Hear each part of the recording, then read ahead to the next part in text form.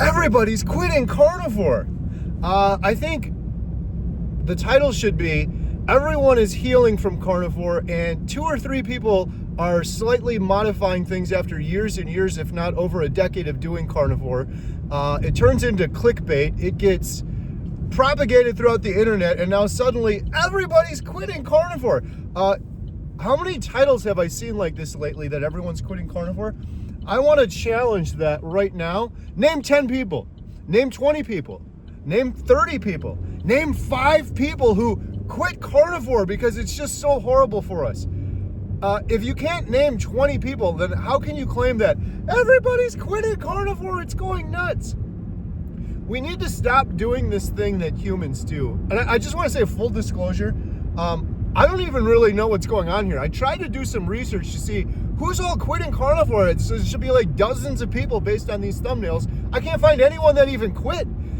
There's a couple of people that made some slight modifications after doing carnivore for like 10 or 15 years. I think one of those is my good friend, Dr. Lisa Wiedemann, who I love, by the way. This is what we need to stop doing. Yes, you can get inspired by someone who's found healing. And you can have a powerful takeaway that you decide to then change your life from that.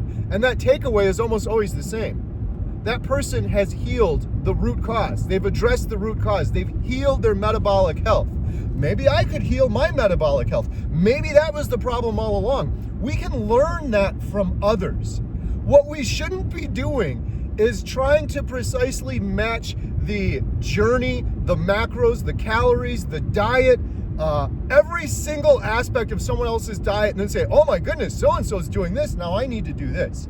That's just craziness. That doesn't make any sense whatsoever. When I hear everyone's quitting carnivore, I just laugh because I'm currently working on this project, Healing Humanity. You guys have heard about it. I'm sure you're probably sick of hearing about it. But besides the main documentary and the series we're working on a book. I have literally reviewed tens of thousands of stories of people that are not only doing carnivore, thriving on carnivore, and absolutely healing everything on carnivore. So when I hear everyone's quitting carnivore, and then I contrast that with the reality of tens of thousands of people, and every day on my social media, I get countless comments of people that have been doing carnivore for a very long time, or they just started 30 days ago, or they just hit 90 days, or they just hit a year, or they just hit 5 years, and they're absolutely thriving on carnivore. There's a lot of bias in the world that screws things up and skews things.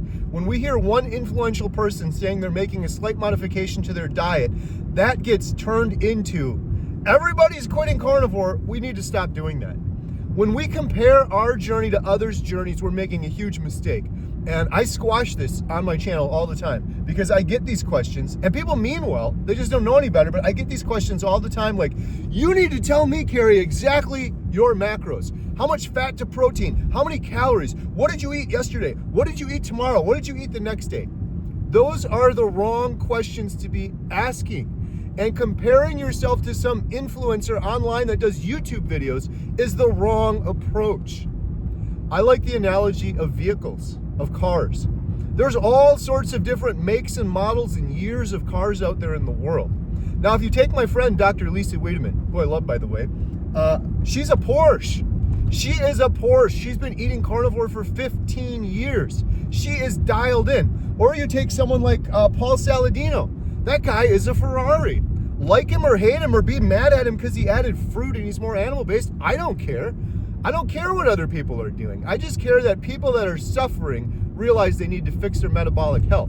If they're inspired by Dr. Lisa, and many people have, if they're inspired by Paul Saladino, many people have, if they're inspired by me, great. It doesn't matter. You shouldn't be comparing exactly yourself. So I'm going to take myself for an example. I'm a dump truck. I'm a dump truck with engine problems that hasn't had an oil change in a long time. That was me before carnivore. I'm a little bit improved since then, but most of us out there in the world, 90% of us that have poor metabolic health, we are broken down dump trucks. Why would I compare myself to Paul Saladino, a Ferrari, who is dialed in? Paul Saladino was never fat like I was. He was never 100 pounds overweight. Paul Saladino wasn't horribly depressed with fatty liver disease. Paul Saladino, I don't know all the Paul Saladino stuff, so I guess I should be careful, but I lost my appendix. I had multiple kidney stones. I had horrible depression. I had a fatty liver. I was pre-diabetic. I had congestive heart failure.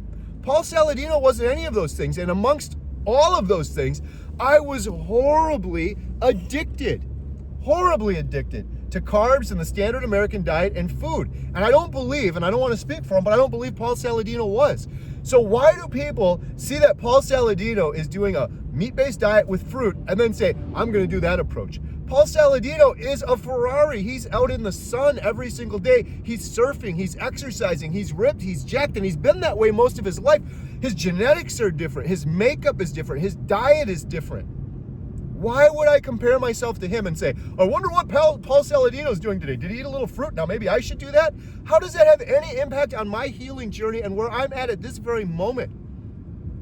That is why I despise nutritional studies and I despise these generalizations we make as humans. A nutritional study, let's go back to the car analogy. You have all different makes and models and years of cars. You have electric cars, diesel cars, hybrid cars.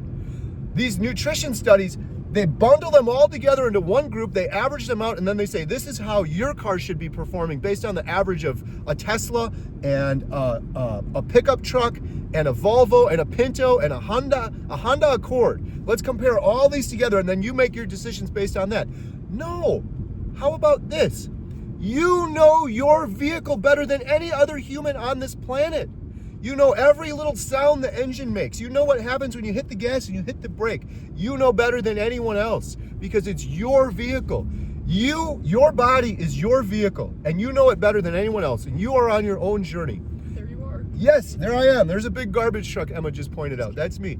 You know your body and you know your vehicle better than anyone else. So you should be making decisions and steering your vehicle based on your own knowledge and what you know. You can get inspired by Paul Saladino to fix your metabolic health, but that doesn't mean you have to precisely measure every single macro, fat to protein ratio, calorie, every single thing that he's consuming and copying it.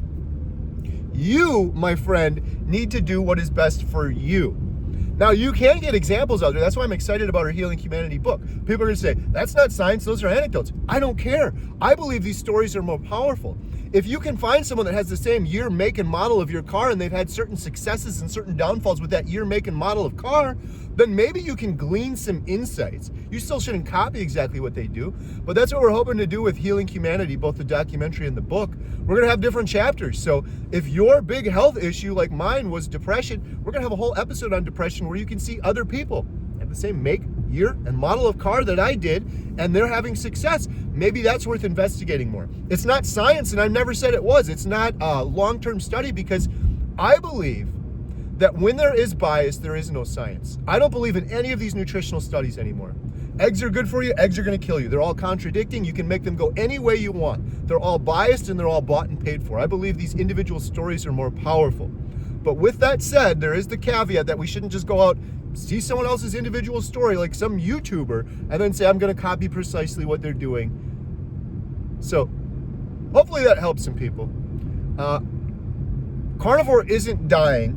Everyone isn't quitting carnivore. That is clickbait propped up by algorithms. When you use the word quit and carnivore, it gets clicks because people that are hesitant about carnivore want to see what's going on, and then people that hate carnivore want to propagate that, and they're the ones spreading this, everyone's quitting carnivore. Name 5 people. You can't even do it. Name 20 people. You should be able to name 100 if you're suggesting everyone's doing it. There are millions of people that are healing on carnivore right now. Out of those millions of people, name 10 people that are quitting carnivore.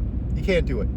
So I hope that little rant helps you. My daughter Emma and I aren't quitting carnivore, are we, Emma? No. Emma and I are going to the gym right now. It is 7 in the morning, and I am thankful, grateful, blessed for all of you. And I encourage you, be the captain of your own ship. Listen to your body. Don't compare yourself to other people. Treat the root cause. You can learn from other people. They've healed their metabolic health. Glean from that, learn from that, and adjust from that. How can you heal your metabolic health? Don't worry about all the little finite details that someone else is doing that has different genetics, different gender, different makeup, different age. Like, it doesn't make any sense to compare yourself to those people. Thanks so much for watching. Beep.